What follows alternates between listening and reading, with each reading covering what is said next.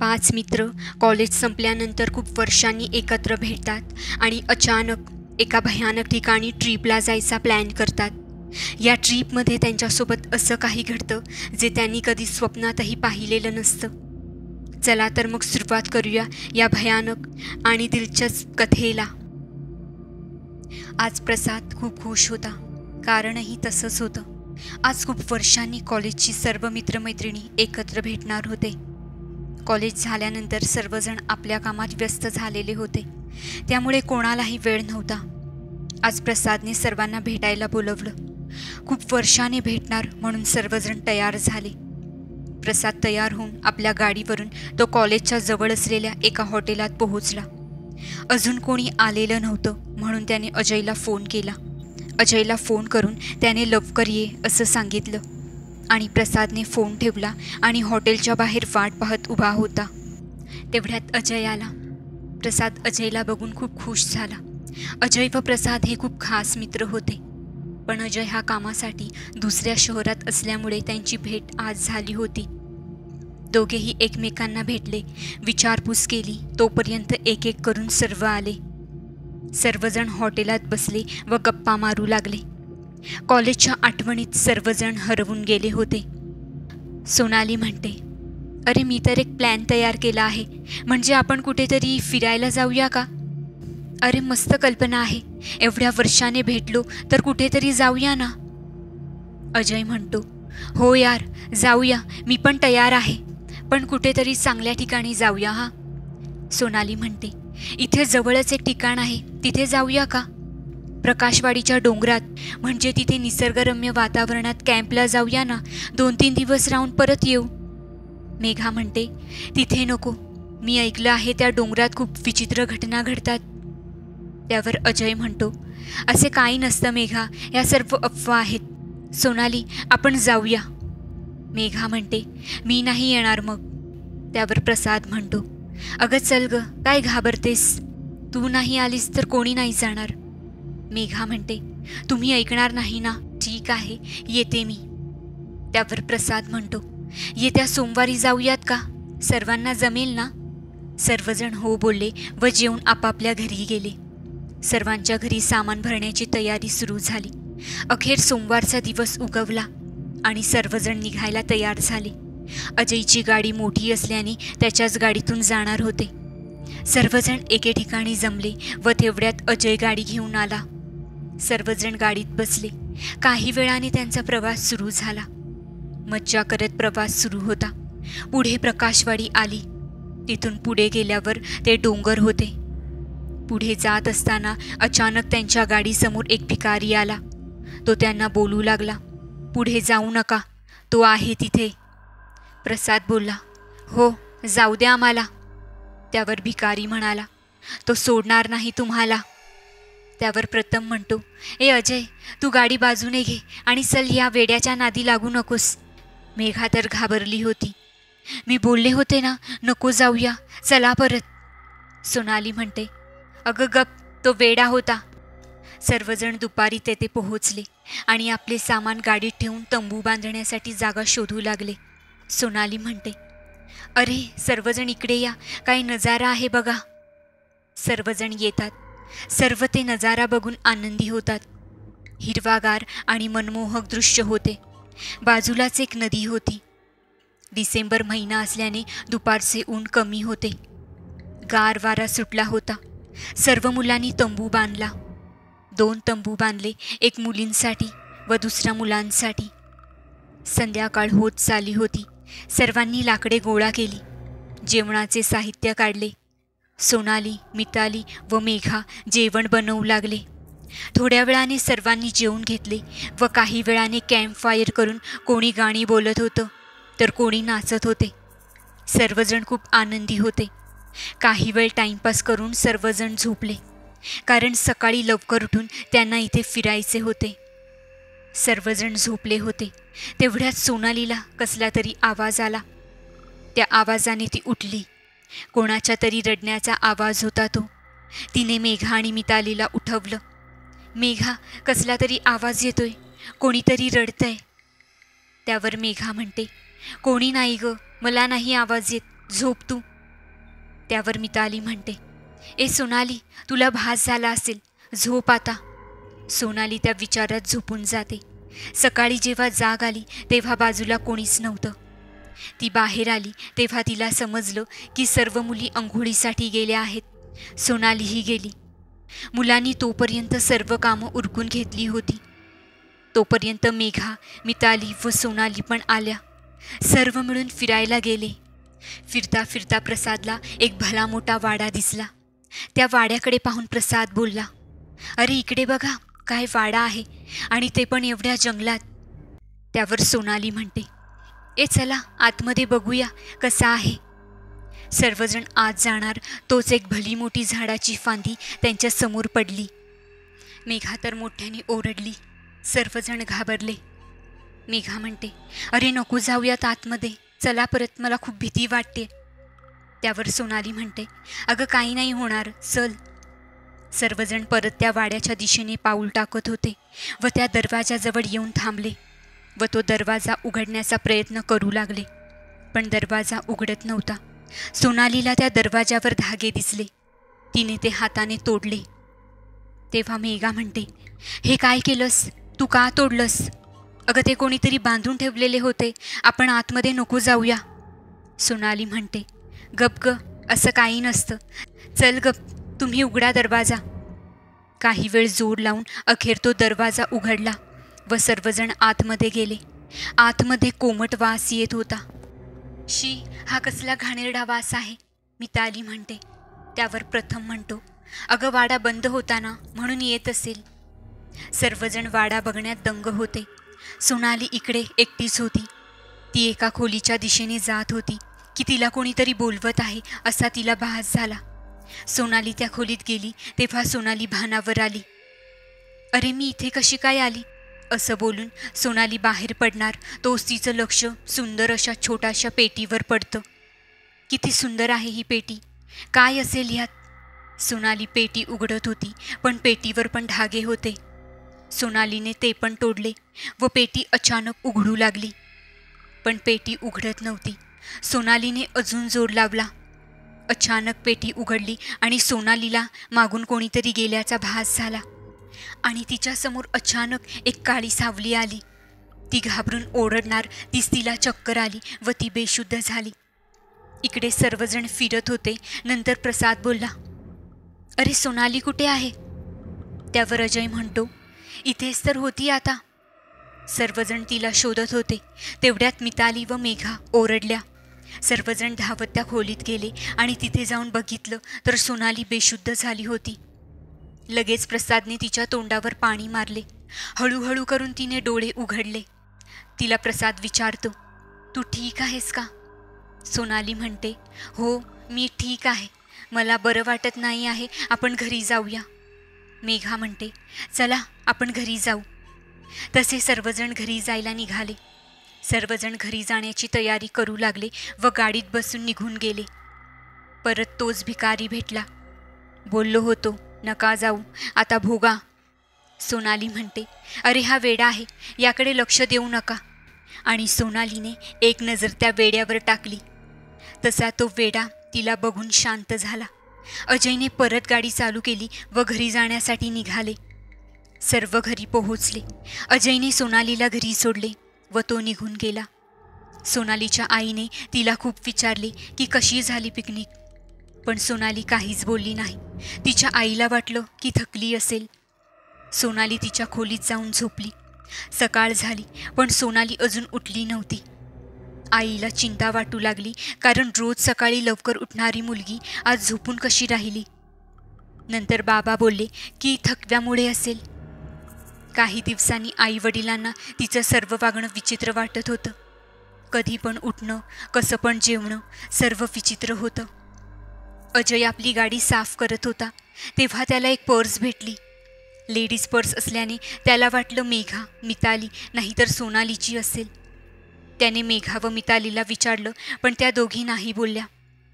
नंतर त्याने सोनालीला फोन केला पण तिचा फोन काही लागला नाही, म्हणून तो तिच्या घरी गेला. काकू, सोनाली आहे का? सोनालीची आई म्हणते, हो आहे ना, पण तुम्ही कोण? अजय म्हणतो, मी तिचा मित्र आहे. आम्ही ट्रीपला गेलो होतो. तिची पर्स माझ्या गाडीत राहिली आणि तीच परत करायला आलो होतो. हो का, ये ना आतमध्ये, मी सोनालीला बोलावते. आई ती पर्स घेते व सोनालीला आवाज देते. सोनाली बाहेर येते. सोनाली म्हणते, अजय तू इथे? तुझी पर्स देण्यासाठी आलो होतो. तू गाडीत विसरली होतीस. हो का, थँक्यू. असं बोलून सोनाली तिच्या रूममध्ये गेली. अजयला तिचं वागणं पटलं नाही. आपण आलो आहोत आणि ही लगेच निघून गेली. आई सर्व बघत होती. तेव्हा आई त्याला सांगते, अरे ती अशीच वागते. तुम्ही ट्रीपवरून आल्यापासून 2 दिवस झाले रात्री कोणाशी तरी बोलत असते. त्यावर अजय म्हणतो, काय? आता आपण बघूया काय करते. आई म्हणते, हो चल. दोघेही तिच्या रूमजवळ येतात. दरवाजा उघडा असतो. आई आतमध्ये बघते तर ती कोणाशी तरी बोलत असते. नंतर अजय पण बघतो आतमध्ये. तेव्हा ती त्याच्याकडे रागाने बघते. सोनाली म्हणते, तुम्ही का आला तिथे? तुमच्यामुळे तो गेला. आम्ही बोलत होतो, दिसलं नाही का? अजय म्हणतो, तू कोणाशी बोलत होतीस? इथे तर कोणीच नाही आहे. त्यावर सोनाली म्हणते, ए तूच आणलंस ना ह्याला. इथे तुला सांगितलं ना माझ्या खोलीत यायचं नाही. असं बोलून सोनाली आईला मारायला येते. तेवढ्यात अजय तिचा हात पकडतो. हे काय करतेस? आई आहे तुझी ती. त्यावर सोनाली म्हणते, मी कोणी सोनाली नाही. असं बोलून ती हसते. तेवढ्यात बाबा येतात. सोनाली खूप रागात असते. ती आपल्या आईला फुलदाणी फेकून मारते. आईला खूप लागतं. बाबा आईला पकडतात आणि अजय सोनालीला. सोनाली त्याला जोरात धक्का देते. अजय विचारात पडतो की सोनालीमध्ये एवढी ताकद कुठून आली. अजय सोनालीला शांत होण्यास सांगतो, पण ती काही ऐकत नाही. मग बाबा व अजय आईला घेऊन दवाखान्यात जातात. अजय तोपर्यंत सर्व मित्रांना फोन करून बोलावतो. प्रसाद म्हणतो, अरे एवढ्या घाईत का बोलवलंस अजय? सांगतो मी सर्व. तेव्हा सर्वजण विचारात पडतात. तेवढ्यात बाबा बोलतात की मला हे सर्व विचित्र वाटत आहे. माझी सोनाली अशी नव्हती. ती तर आईला कधी काही बोलली पण नाही आणि आज हात उचलला. कसं शक्य आहे? अजय आपण आईला आणत होतो तेव्हा ती बोलत होती की मी सोनाली नाही आहे. तेव्हा मला विचित्र वाटलं म्हणून मी माझ्या मित्राला बोलवलं आहे. त्याच्याकडे अद्भुत विद्या आहेत. तो आपल्याला मदत करू शकेल. चला आपण आईला घेऊन घरी जाऊ. सर्वजण घरी जातात. सोनाली झोपलेली असते. बाबा सर्वांना पाणी देतात. तेवढ्यात तो मित्र येतो. बाबा त्याला बसायला सांगतात. तो बसतो. बाबा त्याला सर्व सांगतात. मित्र डोळे बंद करतो आणि मग डोळे उघडून सर्वांना सांगतो की ही तुमची सोनाली नाही. ही खूप ताकदवर आत्मा आहे आणि हा आत्मा ती फिरायला गेली तिथून आला आहे. याला जर तिच्या शरीरातून बाहेर काढायचे असेल तर आपल्याला पहिले सोनालीचा आत्मा कुठे बंद करून ठेवला आहे ते शोधावे लागेल. यासाठी मी येत्या अमावस्येला इथे पूजा करीन. तेव्हा तुमच्यापैकी कोणाला तरी तिथे जाऊन सोनालीला शोधावे लागेल. त्यासाठी तुम्हाला लगेच निघावं लागेल. कारण परवा म्हणजे 3 तारखेला अमावस्येला रात्री 12च्या आत शोधून काढावे लागेल. 12 नंतर त्यांची ताकद वाढेल. ती आत्मा तुम्हाला अडवण्याचा प्रयत्न करेल, पण तुम्ही देवाचे नाव घेऊन तिला शोधा. यासाठी कोण जाणार आहे मग? तेवढ्यात अजय व प्रसाद बोलले, आम्ही. तेवढ्यात मिताली, मेघा व प्रथम पण बोलले, आम्ही तयार आहोत. आम्ही पण येणार. मग तो बाबांचा मित्र बोलला, तो आत्मा तुमच्या जीवाला धोका पोहोचवू शकतो. तुम्ही काळजी घ्या आणि हा दोरा घ्या. तुमचं रक्षण करेल. आणि हा दोरा हातातून काढू नका. मी जे सांगणार आहे तसेच करा. तो मित्र सर्व सांगतो. सर्वजण तयार होतात व निघतात. अजय गाडी चालू करतो व सर्वजण गाडीत बसतात. मिताली म्हणते, अरे काही दिवसांपूर्वी आपण किती आनंदाने गेलो होतो आणि आज. त्यावर मेघा बोलते, मी बोलत होते की आपण नको जाऊयात, पण माझं कोणी ऐकलंच नाही. सर्वजण परत तेथे पोहोचले. पुन्हा तोच वेडा भिकारी भेटला. मी बोललो होतो जाऊ नका, ऐकलं नाही, आता भोगा. अजय म्हणतो, अरे आपण याला विचारूया का? याला सर्व माहीत असेल. प्रसाद व सर्वजण हो बोलले. सर्वजण उतरून त्या वेड्याजवळ गेले. अजय म्हणतो, प्लीज आमच्या मैत्रिणीचा जीव धोक्यात आहे. तुम्हाला काही माहीत असेल तर ते आम्हाला सांगा, आम्हाला मदत होईल. त्यावर भिकारी म्हणतो, मी नाही सांगणार, जा तुम्ही इथून. सर्वजण त्याला समजावत होते पण तो ऐकत नव्हता. अजय म्हणतो, आम्हाला जर तुम्ही सांगितलं तर आम्ही त्या वाईट शक्तीचा नायनाट करून संपवून टाकू. तेव्हा तो भिकारी सर्व सांगायला तयार होतो. सर्वजण नीट ऐकत असतात. काही वर्षांपूर्वी सखाराम प्रकाशवाडीचा एक रहिवासी होता. पैशांचा मोह असणारा असा होता. तो पैशांसाठी काहीही करू शकत होता. एकदा त्याला एक अघोरी बाबा दिसला. त्याने त्या बाबाला नमस्कार केला. अघोरी बोलला, बेटा काय हवं आहे तुला? सखाराम म्हणतो, बाबा मला पैसा संपत्ती हवी आहे. त्यासाठी कोणता मार्ग आहे का? अघोरी म्हणतो, एक मार्ग आहे, पण तुला तो जमणार नाही. जमेल मला, मी काहीही करेन, फक्त तुम्ही मार्ग सांगा. मी तुला एक विद्या शिकवेन, त्याने तू खूप श्रीमंत होशील. पण सखाराम म्हणतो, पण काय बाबा? त्यासाठी तुला मला काहीतरी द्यावे लागेल. हो, मी तुम्हाला पाहिजे ते देईन. अघोरी म्हणतो, त्यासाठी तुला एका लहान मुलाचा बळी द्यावा लागेल माझी शक्ती वाढवण्यासाठी. त्यासाठी तुला एका लहान मुलाला माझ्याकडे आणावं लागेल. सखाराम पैशाला हावरा होता. तो त्यासाठी काहीही करायला तयार होता. सखाराम म्हणतो, ठीक आहे, मी देईन, पण तुम्ही मला ती विद्या शिकवा. अघोरी तयार होतो व सखारामला विद्या शिकवतो. अघोरी म्हणतो, हे बघ, ही विद्या केल्यानंतर तू मला एक मुलगा आणून देशील, तेव्हाच ही क्रिया पूर्ण होईल. तू जेव्हा ही पूजा करशील तेव्हा मला एक मुलगा आणून देशील. सखाराम म्हणतो, हो बाबा, चालेल. सखाराम घरी जात असतो.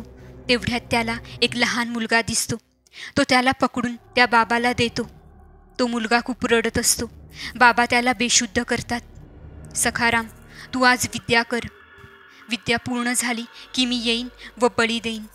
तेव्हाच मला माझी शक्ती व तुला तुझे पैसे भेटतील. सखाराम गावाजवळच्या डोंगरात जातो व रात्री 12च्या सुमारास त्याची विद्या चालू करतो. तेवढ्यात त्याला आठवतं की बळी दिल्याशिवाय विद्या पूर्ण होणार नाही.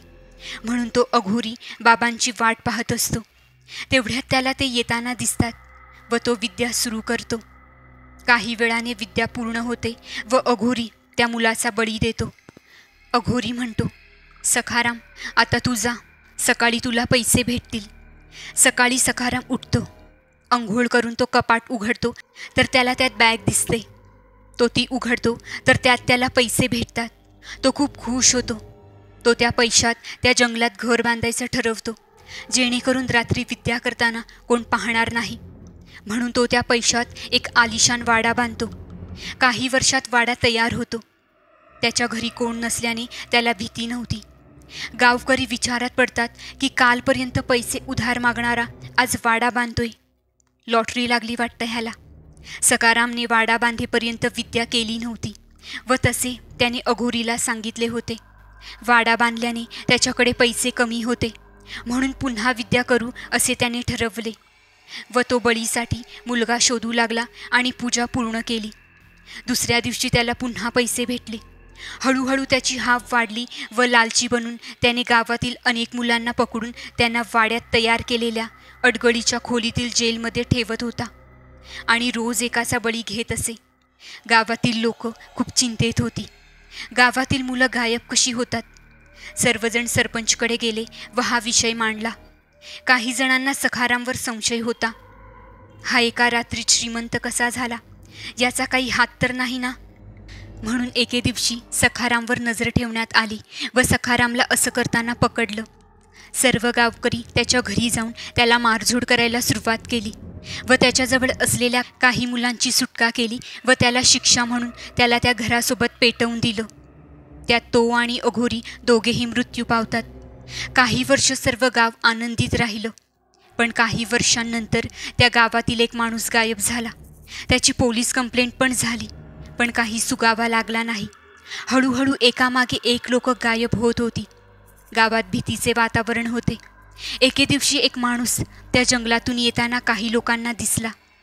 ती लोक त्याच्याकडे गेली तर तो खूप घाबरला होता. त्यांनी त्याला सरपंचाकडे नेले. सर्वांनी त्याला विचारलं असता तो बोलला, मी काल शेतातून येत असताना मी अचानक बेशुद्ध झालो. जेव्हा डोळे उघडले तेव्हा मी त्या सखारामच्या वाड्यात होतो. तेव्हा मी पाहिलं की सखाराम व तो अघोरी तिथे होते व तो अघोरी आता पूर्ण बदलला आहे. तो आता एक पिशाच्च झाला आहे. माझ्याकडे हे देवाचं लॉकेट होतं म्हणून मी वाचलो, पण तो आता आपल्याला सोडणार नाही. गावकरी खूप घाबरले होते. त्यामुळे सरपंचांनी सर्वांना बोलवून एक विद्वान पंडित गुरुजींना बोलवून घेतलं. ते गुरुजी देववाडीतील एक महान गुरुजी होते.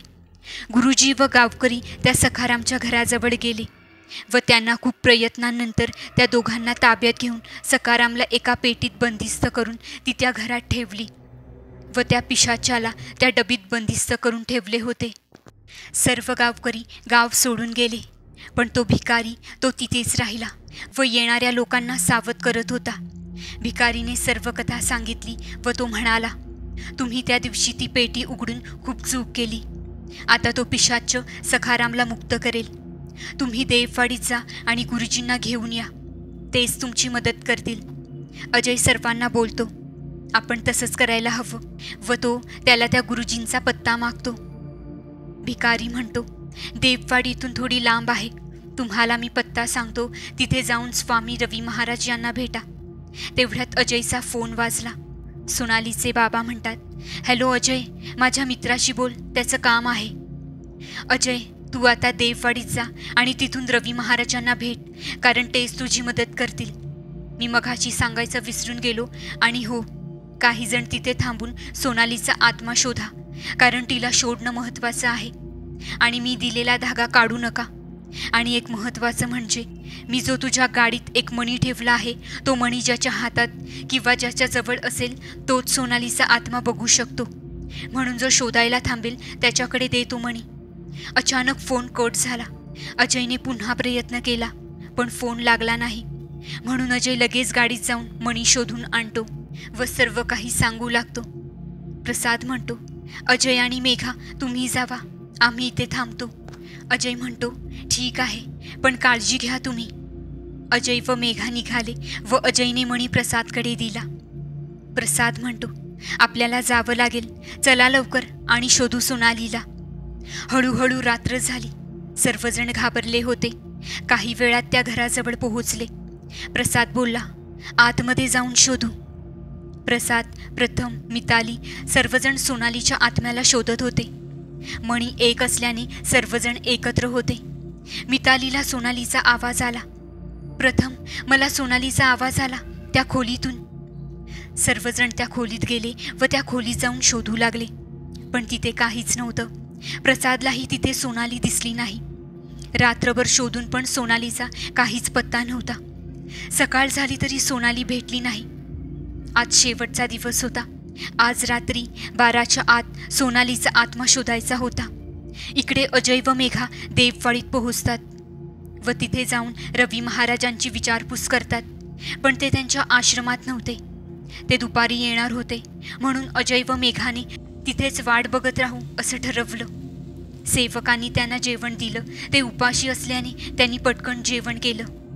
इकडे प्रथम, मिताली व प्रसाद तिघे खूप थकले होते, म्हणून घराच्या बाहेर येऊन एका झाडाखाली बसले व मितालीच्या बॅगेत असलेला नाश्ता केला.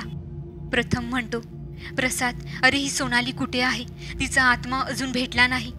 सर्वजण तोच विचार करत असतात. तोच वरून एक झाडाची फांदी मितालीच्या डोक्यावर पडणार, तोच प्रसादने तिला खेचलं व ती फांदी खाली पडली. तिघेही खूप घाबरतात. प्रथम म्हणतो, मिताली तू ठीक आहेस ना? हो, मी ठीक आहे. प्रसाद म्हणतो, आपल्याला तो अजून हानी पोहोचवू शकतो. लवकरच आपल्याला सोनालीला शोधावं लागेल. हो, पण कुठे शोधायचं आता? तेवढ्यात प्रसादला अडगळीची खोली आठवली. अरे, अडगळीची खोली अजून शोधलीच नाही. तिथे तर नसेल ना सोनाली?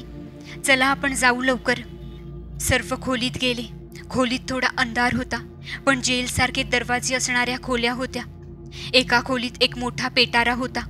सर्वजण त्या पेटाऱ्याजवळ गेले. प्रथम म्हणतो, यात तर नसेल ना सोनाली? मिताली म्हणते, पण यात जर सखाराम असेल तर? सर्वजण विचार करत असतात. तेवढ्यात आतून सोनालीचा आवाज येतो, मला वाचवा, मी या पेटीत आहे. प्रथम, प्रसाद, मिताली, मला वाचवा, मला खूप त्रास होतोय. प्रथम म्हणतो, मी उघडत आहे पेटी, सोनालीला त्रास होतोय. मिताली पुन्हा म्हणते, पण यात सखाराम असेल तर? प्रथम म्हणतो, आणि सोनाली असेल तर? जे काही होईल ते होईल, पण आता मी ही पेटी उघडतोय. प्रथम त्या पेटीवरील सर्व धागे काढतो व ती पेटी उघडायला जातो, पण पेटी उघडत नसते. अचानक जोरात हवा चालू होते आणि एक मोठा धमाका होऊन त्या पेटीचे तुकडे तुकडे होतात आणि समोर एक आकार उभा राहतो. तो सखाराम असतो. सखाराम ओरडतो, मुक्त झालो, मी मुक्त झालो असं बोलून जोरजोरात सखाराम हसतो आणि अचानक गायब होतो. मिताली म्हणते, मी बोलत होती पण तुम्ही ऐकलं नाही माझं. आता सखाराम मुक्त झाला. आपल्याला लवकर इथून बाहेर पडावे लागेल. चला लवकर. तिघेही कसे बसे बाहेर येतात. प्रथम म्हणतो, आपण त्या सखारामला बाहेर काढलं, आता सोनालीला कसं शोधणार? हा अडवणार आपल्याला. प्रसाद म्हणतो, हो, पण आपल्याला परत जावं लागेल आतमध्ये. हा धागा आहे, तोपर्यंत तो काही करू शकत नाही. परत जाऊ आणि शोधूया सोनालीला. इकडे अजय व मेघा बसलेले असतात. तेवढ्यात तिथे एक शिष्य येतो व बोलतो, तुम्ही चालात का प्रकाशवाडीतून? अजय म्हणतो, हो. शिष्य म्हणतो, मला गुरुजींनी पाठवलं आहे. त्यांनी या 2 तलवारी दिल्या आहेत. गुरुजी येणार होते, पण त्यांचा येताना अपघात झाला. आता ते हॉस्पिटलमध्ये आहेत. ते येऊ शकत नाहीत. त्यामुळे त्यांनी ह्या 2 तलवारी दिल्या आहेत व बोलले की आज रात्री 12च्या आत त्या दोन्ही आत्म्यांना ह्या 2 तलवारीने नष्ट करू शकता. आणि ती आत्मा शरीरातून बाहेर असेल तेव्हाच वार करा, नाहीतर तुमच्या मैत्रिणीलाही धोका बसू शकतो. अजय म्हणतो, पण सोनाली इथे नाही आहे. त्यावर शिष्य म्हणतो, हो, पण ती रात्री नक्की येईल, कारण तो पिशाच त्याची शक्ती वाढवण्यासाठी नक्की येईल. आज त्याने शक्ती नाही वाढवली तर त्याला अजून 15 वर्ष वाट बघावी लागेल. म्हणून तो आज त्याची शक्ती वाढवण्यासाठी काहीही करेल. आता वेळ वाया न घालवता निघा. आणि हो, या धाग्याची शक्ती जसे 12 वाजत येतील तशी कमी होत जाईल. अजय व मेघा आशीर्वाद घेऊन निघून जातात. आता संध्याकाळ होत होती. अजय व मेघाला लवकर जायचं होतं. तेवढ्यात भलं मोठं झाड गाडीसमोर पडतं. अजय जोरात गाडीला ब्रेक मारतो, तशी मेघा जोरात आपटते. ठीक आहेस ना मेघा? हो, मी ठीक आहे, पण आता आपण पुढे कसं जाणार? अजय म्हणतो, त्या बाजूला थोडी जागा दिसते, आपण तिथून जाता येतं का बघू. अजय हळूहळू त्या छोट्याशा जागेतून कशीबशी गाडी काढतो, पण गाडी काढताना गाडीचा टायर फुटतो. अजय म्हणतो, अरे यार, आता हे काय नवीन? मेघा म्हणते, आता काय करणार? दुसरा टायर आहे का? हो आहे, मी बदलतो पटकन. काही वेळाने टायर बदलून होतो. अजय, लवकर चल, आपल्याला खूप उशीर झाला आहे. हो चल, लवकर बस गाडीत. इकडे वाड्यावर सोनालीचा शोध सुरू असताना प्रथम अचानक गायब होतो. मिताली म्हणते, अरे प्रसाद, प्रथम कुठे आहे? आतापर्यंत इथेच होता. दोघेही प्रथमला शोधत असतात. तेव्हा त्यांना प्रथमचा आवाज येतो, मला वाचवा. दोघेही आवाजाच्या दिशेने जातात. तिकडे प्रथम बेशुद्ध पडलेला असतो. प्रसाद त्याला उठवतो. अरे तू ठीक आहेस ना? हो, अरे मी सोनालीला शोधत असताना मला इकडून सोनालीचा आवाज आला, म्हणून इथे आलो.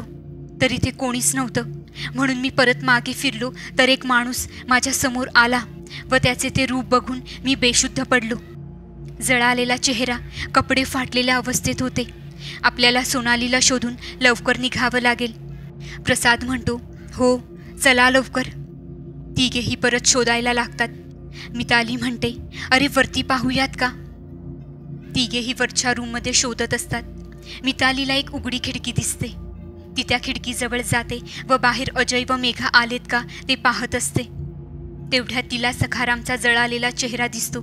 ती एकदम घाबरते व तिचा तोल जाऊन ती खाली पडणार तोच प्रथम तिला पकडतो आणि जोरात खेचतो. खेचल्यामुळे तिच्या बॅगला काहीतरी टोकदार वस्तू लागल्याने बॅग थोडी फाटते व त्यातून एक छोटी पेटी पडते. प्रसाद ती उचलतो. प्रथम म्हणतो, अरे ही तर तीच पेटी आहे जी सोनाली बेशुद्ध पडली त्या ठिकाणी होती. मिताली म्हणते, हो मला ती आवडली म्हणून मी घेतली तिथून. प्रसाद म्हणतो, अरे ही पेटी उघडून बघूया. प्रथम म्हणतो, नको यार, आपण ती पेटी उघडली तसा सखाराम त्यातून बाहेर आला, परत असं काही झालं तर. प्रसाद म्हणतो, हो, पण आपण सोनालीला पूर्ण घरात शोधलं पण कुठेच नाही सापडली, म्हणून बोलतोय उघडूया. मिताली व प्रथम हो बोलतात. तेवढ्यात गाडीचा हॉर्न वाजतो. मिताली म्हणते, अजय आला वाटतं, आपण खाली जाऊन उघडूया, चला लवकर इथून. तिघेही खाली येतात. समोर मेघा व अजय गाडीमध्ये असतात. प्रसाद म्हणतो, अजय आलात तुम्ही, बरे झालं. पण रवी महाराज कुठे आहेत? तेव्हा अजय सांगतो, त्यांचा अपघात झाला, त्यामुळे ते आले नाहीत. प्रसाद म्हणतो, काय आता काय करायचं आपण? त्यांनी या 2 तलवारी दिल्या आहेत. त्या पिशाच आणि सखारामला आपण ह्या तलवारीने नष्ट करू शकतो. पण तुम्हाला सोनाली भेटली का? प्रसाद म्हणतो, नाही, पण ही पेटी सापडली आहे. प्रसाद अजयला तो गेल्यापासून इथे काय काय झालं ते सर्व सांगतो. अजय म्हणतो, ठीक आहे, आपण पहिलं ही पेटी उघडूया. अजय पेटी उघडण्याचा प्रयत्न करतो, पण ती पेटी उघडत नाही. ही पेटी नंतर उघडूया, पहिलं आपण त्यांना नष्ट करू, कारण 12 वाजत आलेत. प्रसाद म्हणतो, अरे पण आपण फक्त सोनालीला शोधत होतो ना, मग त्यांचा वध करायला कोणी सांगितलं? मला रवी महाराजांनी सांगितलंय. प्रसाद म्हणतो, अरे पण एक प्रॉब्लेम झाला आहे, तो सखाराम बाहेर आला आहे. अजय म्हणतो, काय? म्हणजे आपल्याला लवकर काहीतरी करावं लागेल, कारण गुरुजी बोलले की या धाग्याची शक्ती कमी होत जाईल. अजय लगेच तलवारी काढतो व प्रथमच्या हातात देतो. आम्ही दोघे त्या दोघांना संपवून येतो. प्रसाद, तू या दोघींना घेऊन त्या झाडाजवळ जा. नाही, मी पण येणार. अजय म्हणतो, नाही, तू थांब, या दोघींचं रक्षण कर. ठीक आहे. प्रसाद, मिताली, मेघा हे झाडाच्या मागे जातात. इकडे सोनालीच्या घरी सोनालीचे शरीर धारण केलेला पिशाच बाहेर पडून त्या वाड्याजवळ पोहोचतो व यज्ञ करू लागतो. सखाराम व पिशाच आपली शक्ती वाढवत होते. सर्वांनी ते पाहिले व लपून राहिले. त्या पिशाच्याला शक्ती वाढवण्यासाठी सोनालीच्या शरीरातून बाहेर पडणे आवश्यक होते, म्हणून तो सोनालीच्या शरीरातून बाहेर पडतो. अजय म्हणतो, प्रथम आत्ताच आपल्याला त्यांना नष्ट करावं लागेल. तो परत शरीरामध्ये जाण्याच्या आधी अजय व प्रथम त्यांच्यावर हल्ला करणार. तेवढ्यात ते पिशाच अजयला दूर फेकून देतो व सखाराम प्रथमला दूर फेकतो. त्या दोघांना लागतं. त्यांच्या धाग्याची ताकद कमी होत असते. प्रसाद अजय व प्रथमला उठवतो. तेव्हा अजय म्हणतो, अरे प्रसाद, तू इकडे का आलास? अरे त्या दोघी घाबरतील, तू जा तिकडे. प्रसाद म्हणतो, त्यांना काही नाही होणार. प्रथम म्हणतो, अजय चल परत एकदा प्रयत्न करू. ते दोघे परत तलवार घेऊन जातात. परत तो पिशाच दोघांना फेकतो. प्रथम जोरात दगडावर जाऊन आपटतो. तो पूर्ण रक्तबंबाळ होतो. प्रसाद व अजय त्याच्याजवळ जातात. अजय म्हणतो, प्रसाद, याला आपण गाडीमध्ये घेऊन जाऊया, याला खूप लागलं आहे. प्रसाद व अजय प्रथमला उचलतात व गाडीमध्ये बसवतात. प्रथम पूर्ण बेशुद्ध अवस्थेत असतो. अजय म्हणतो, प्रसाद चल लवकर, 12 वाजत आले आहेत. प्रसाद व अजय दोघेही एका दगडामागे लपतात व योग्य संधीची वाट बघत असतात. सखाराम त्या दोघांना पाहतो व तो त्या पिशाच्याला सांगतो. तो पिशाच खूप संतापतो. त्याचे डोळे लाल होतात. वातावरणात बदल होतो. आकाशात काळे ढग जमा होतात. जोरदार हवा चालू होते. तो पिशाच त्याच्या शक्तीने त्या दोघांना उचलतो आणि दोघांनाही इकडून तिकडे आपटतो. दोघेही जखमी होतात. त्यांच्या हातातील तलवार पण खाली पडते. त्या धाग्याची ताकद आता संपली होती. पिशाच त्यांना आपल्या शक्तीने दोघांना बांधून ठेवतो व जोरात हसायला लागतो. तो पिशाच म्हणतो, तुम्ही आम्हाला मारणार का? अरे तुम्ही आमचे काहीच बिघडवू शकत नाही. आता काही वेळात आमची शक्ती वाढेल. बरं झालं तुम्ही आला तिथे. मला माझा बळी भेटला. आता मी तुमचा बळी देऊन माझी शक्ती वाढवणार. आता हा धागा पण काही करू शकत नाही. सखाराम परत त्याच्या कार्याला सुरुवात करतो. प्रसाद म्हणतो, अजय सगळं संपलं आता. आपण काहीच करू शकलो नाही. त्यावर अजय म्हणतो, हो आता तर 12ही वाजले. आता देवच वाचवू शकतो. दोघेही देवाकडे मदत मागतात, प्रार्थना करतात. मिताली व मेघा दोघेही खूप घाबरतात. त्यांना काय करावं काहीच सुचत नाही. तेही देवाकडे प्रार्थना करतात. तेवढ्यात एक जोरात वीज चमकते आणि त्या 2 तलवारी मेघा व मितालीच्या पायाशी पडतात. ते पिशाच आणि सखाराम अजय व प्रसादला पकडतात आणि त्यांचा बळी देण्यासाठी त्यांना तयार करतात. सखाराम व पिशाच जोरजोरात मंत्र बोलू लागतात. मिताली म्हणते, मेघा, आता तलवार घेऊन आपल्यालाच जावं लागणार आणि देवाला पण तसंच हवं आहे, म्हणून तलवार आपल्याकडे आली आहे. मेघा म्हणते, हो बरोबर बोलतेस तू. आता घाबरून चालणार नाही. आता काहीही झालं तरी चालेल. आपल्या मित्रांचा जीव धोक्यात आहे, आपल्याला जावंच लागेल. मिताली, ही घे तलवार आणि चल, देवाचं नाव घेऊन त्यांचा वध करू, त्यांना आपली स्त्री शक्ती दाखवू. दोघीही तलवार घेतात आणि त्यांच्या अंगावर धावून जातात. पण ते पिशाच्च त्यांना देखील दूर फेकतात. त्या दोघींना खूप लागतं. सखाराम व पिशाच्च त्या दोघांचा बळी देण्यासाठी त्यांना यज्ञापाशी आणतात. अजय व प्रसाद दोघेही एकमेकांकडे बघत डोळे बंद करतात. पिशाच्च आणि सखाराम कोयता काढून बळी देणार तोच ते जोरात ओरडतात आणि आकाशात जोरात वीज चमकते आणि पिशाच्च आणि सखाराम नाहीसे होतात आणि काळे आकाश पुन्हा चांगले होते व वातावरण पूर्ण बदलते. मिताली, मेघा, तुम्ही मारलं त्यांना, पण तुम्ही तर. मिताली म्हणते, हो आम्हाला त्यांनी फेकलं, पण आम्ही पुन्हा उठलो आणि तलवार घेऊन त्यांना मारलं. त्यावर अजय म्हणतो, तुम्ही दोघींनी आम्हाला वाचवलं. तुम्ही नसता तर आमचा बळी गेला असता. तेवढ्यात गाडीचा हॉर्न वाजतो व त्या गाडीतून सोनालीची आई, बाबा व त्यांचा मित्र हे उतरतात. सर्वजण तिकडे जातात. सोनालीचे बाबा म्हणतात, तुम्ही सर्व ठीक आहात ना? किती लागलं आहे तुम्हाला? प्रसाद म्हणतो, हो आम्ही ठीक आहोत. तेव्हा बाबांचा मित्र विचारतो, सोनालीचा आत्मा भेटला का?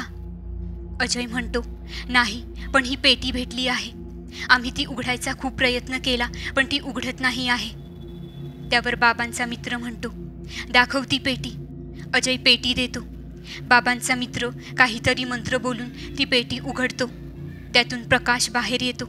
बाबांचा मित्र बोलतो, सोनालीचं शरीर कुठे आहे? अजय म्हणतो, चला दाखवतो. सर्वजण जातात. बाबांचा मित्र मंत्र बोलत असतो.